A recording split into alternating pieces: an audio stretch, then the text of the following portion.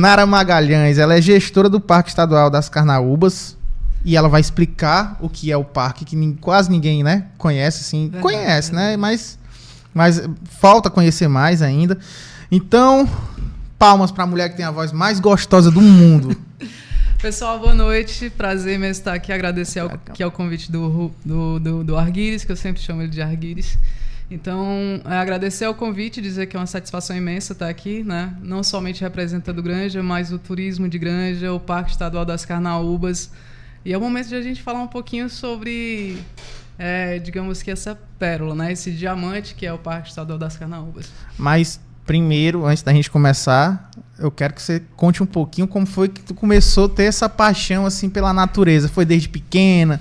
Já foi depois, já estava já adulta, foi na adolescência. Como foi que tu começou a gostar dessa vibe assim, de natureza? Que eu vejo sempre tuas postagens, né? Então tuas postagens sempre assim Arguires, é aquela coisa que a gente não rouba, a gente herda, né? Então, assim, essa vibe natureza tá no meu sangue, né? Eu sempre digo que é alguma coisa que tá bem intrínseca a mim, vem desde o berço, porque foi através dos meus pais que eu iniciei essa trajetória de exploração, né, de adentrar na natureza.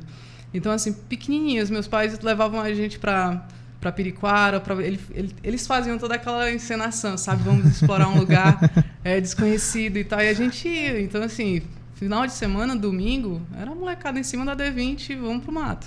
Olha aí. Entendeu? E assim, a gente foi fazendo as entradas em Ubatuba, né?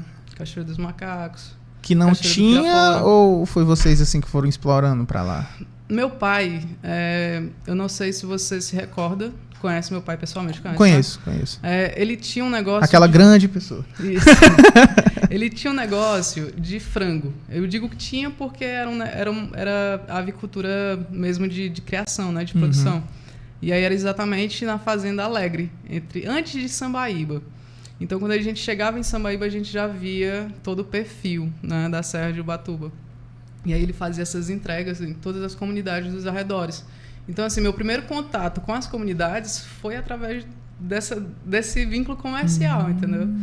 Então, assim... Tu ia deixar frango com teu pai? Isso, moleque, meu pai ficava visualizando aquela serra e sonhando, né? Então, foi em uma dessas vezes que ele conheceu o pai do Paulinho, que hoje é condutor no parque. E ele perguntou, não é possível, com uma serra desse tamanho não tem cachoeira, não tem uns negócios pra gente descobrir. E aí o pai do Paulinho foi e disse, seu Chico, tem uma cachoeira, mas ela é difícil, só chega quem tem roça no local. E aí meu pai marcou um dia, e aí foram lá, tipo, não tinha trilha, era tipo aquele negócio bem mesmo, rudimentar mesmo, sabe? Passando a faca pra ir cortando... Aí meu pai foi com os caras, o parque não era criado ainda não era o parque. Não era parque, nem parque nada? Ainda. Olha. Então, assim, faz bastante tempo. Antes de 2006, o parque foi... 2006 foi bem antes disso, né? Então, pode-se dizer que, assim, graças a vocês que veio se tornar um parque? Ou já tinha outra... Não. Já existiam pesquisas, só que, tipo assim, era tudo muito atrelado ao meio acadêmico. A população e a comunidade em si não tinha essa percepção do que era, do que é. Até hoje ainda é muito pouco, como é que eu posso dizer? Explorado. Essa percepção do preciosismo do parque, né? Porque, assim, eles, quanto comunidade, é alguma coisa tão naturalizada para eles que realmente eles não tinham essa percepção de explorar para lá. Nem eles conheciam a imensidão que eles tinham lá, né? Isso. Porque eu fui de bicicleta até a Cachoeira dos Macacos. Pertinho. Fui pertinho. Não, mas vou ser bem sincero para ti. A ida de bicicleta foi o mais leve. Agora subir a trilha para subir até a cachoeira. Agora sim, valeu a pena. Agora sim, tu imagina que hoje tu achou um nível físico e técnico moderado, né? Agora tu imagina há 20 anos atrás. O que era aquilo ali? Era, como é que fizeram... 22 anos atrás. Então, assim, meu pai foi com a galera abrindo trilha mesmo, assim, de foice, de facão. Ele levou mais ou menos uma semana para chegar e, tipo, moldando e acomodando as pedras para tornar o caminho tranquilo, entendeu? Seguro. Mas deixa eu te perguntar, assim, vocês... Né, na época, né? Teu pai chegou a encontrar moradores lá em cima, alguma coisa assim? Até porque hoje... eu não sei se ainda tinha indígenas, né? Assim, não. Indígenas faz muito tempo que não tem ocupação, não tem presença indígena nas mediações. Eu digo indígenas declarados, né? Autodeclarados, porque tem essa questão. todas as comunidades ali, obviamente, você vai ter descendências, né? Pessoas descendentes de indígenas, mas de se reconhecerem, de se autodeclararem. Eu mesmo já fiz uma pesquisa e, por favor, se existir, se vocês estiverem ouvindo esse podcast, me procurem, porque a gente tem um trabalho de pesquisa aí para fundamentar. Porque ali, eu lembro que na Cachoeira do Macaco eu encontrei umas locas, sei lá. Aqueles são os ranchos, são de agricultores que eles utilizam para se abrigarem das chuvas, né? Mas tipo, por exemplo, todo aquele território ali é da União, né? Então eles têm a posse, eles têm de uso tradicional, porque já faz muito tempo que eles utilizam aquela faixa de território para agricultura familiar, né? Então para eles assim, é mais... Como o parque ainda não está efetivado, como ainda não houve desapropriação, eles ainda continuam fazendo uso dessa Mas deixa eu te perguntar, prejudica quem mora lá? Tipo, virar parque? Não. Ou não? Não, na verdade tipo, não. Porque depois que vira parque, você não pode nem cortar uma folha, né? Mas aí a gente tem que pensar no viés de sustentabilidade e conservação, né?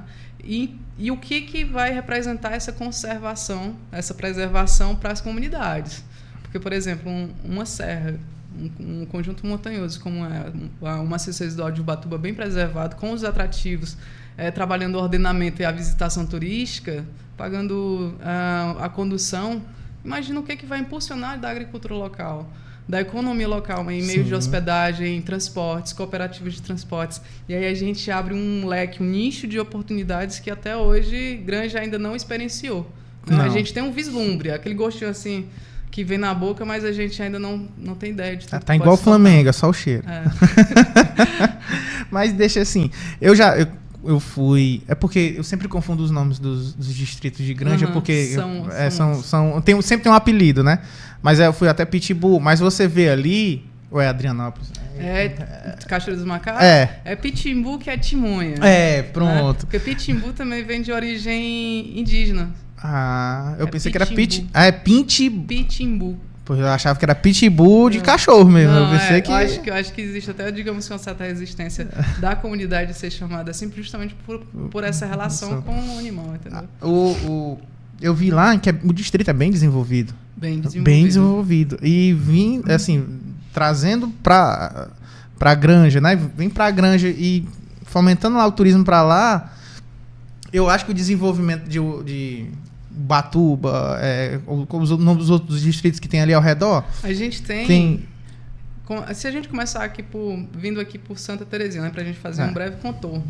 Porque são 123 mil metros de perímetro, né, o parque. Então a gente começa pensando ali em Ibuaçu Velho, Ibuaçu, Brejo, Timonha, e aí vai para Cocal, né? Conselho, Adrianópolis, Ubatuba, São José, Cantagalo, São Félix, Formigas, vem aqui voltando já por Viçosa, tem Passagem da Onça, Timbaúba de Baixo. Então, assim, são muitas comunidades no entorno da Serra. E cada localidade dessa tem uma atração. Tem um atrativo. Pelo menos um. Por exemplo, Timonha. Timonha, a gente tem Cachoeira do Índio, tem Cachoeira do Torém, tem a Grutinha do Torém, tem a Cachoeira dos Macacos, a gente vai para o Cocal, tem a Cachoeira do Cocal, tem o Olho d'Água do Cocal, que nessa nova poligonal, nessa nova proposta está inserido. Entendeu? Então, assim, a gente está falando sem exagero e sem aquela... Não, tem muita paixão. Mas a gente está falando da cidade, do parque, né, com maior potencial turístico de natureza do estado. Com certeza, porque eu conheço muito a Serra da Ibiapaba, conheço um pouco também da Serra de Baturité, mas ter essas belezas não exploradas, né, que vem Vou te dar um exemplo. No dia que eu fui para a Cachoeira dos Macacos, eu fiquei muito... Assim, não vou dizer, eu fiquei morto de chateado, né? Mas a gente se chateia porque, por conta... O acesso já é difícil, mas as pessoas que passavam por ali jogavam um lixo, sabe? Deixavam pacote de biscoito, salgadinho. E aí a gente... Na subida não, né? Na descida, que a gente sabia que ia embora. Aí na descida a gente foi pegando o saco e foi juntando e foi colocando. Cara, sabe? Essas outras cidades, elas têm... Mas elas já têm... Tipo, não posso nem chamar de urbanismo, né? Mas estruturação. Exatamente. Porque assim... o que diferencia e o que fragiliza ainda o Parque Estadual das Carnaúbas com relação aos outros parques é justamente a efetivação.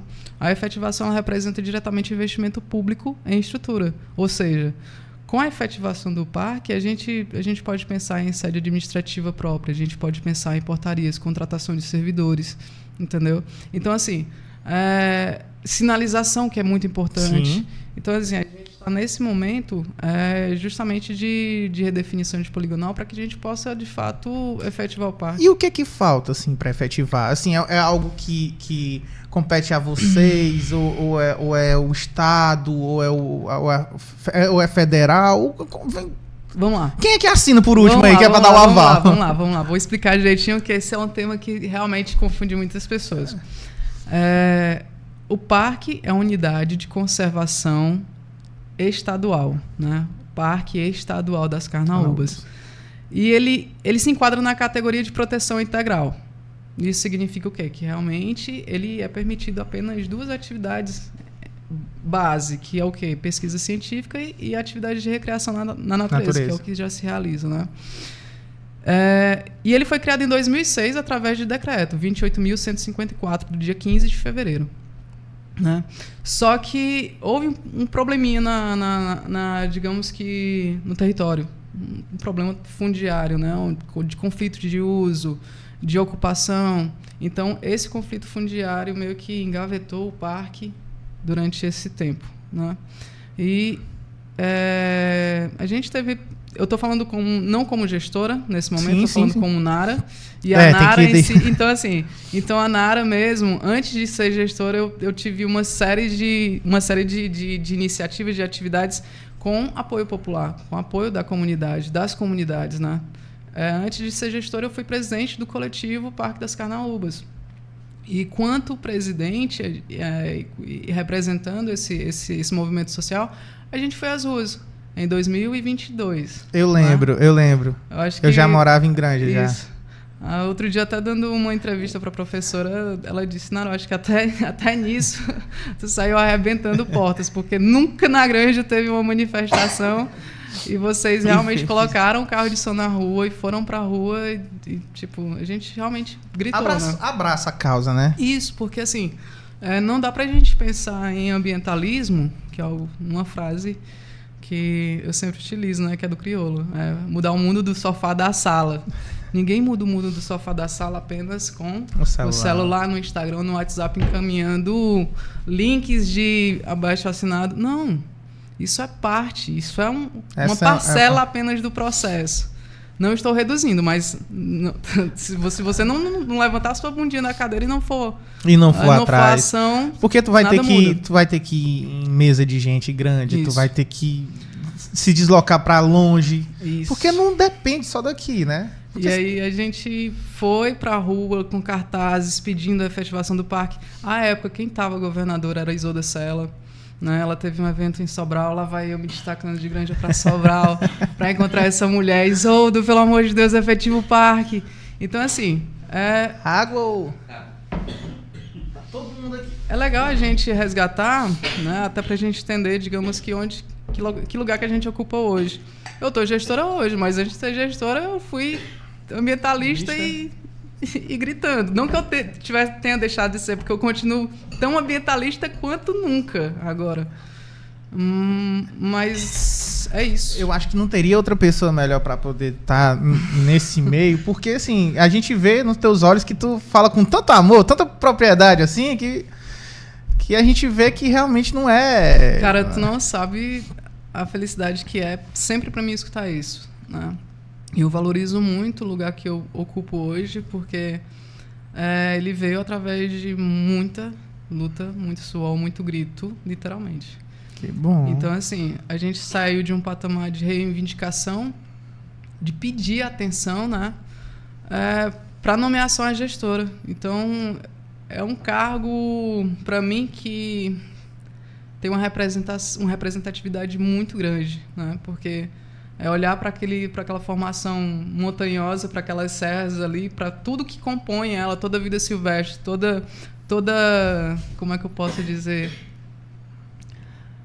fauna, flora, atrativos, enfim, tudo que é intocado, o último refúgio de vida silvestre do estado do Ceará e digamos que tudo que eu puder fazer para proteger, para resguardar aquilo ali vai ser feito, sem sombra de dúvida.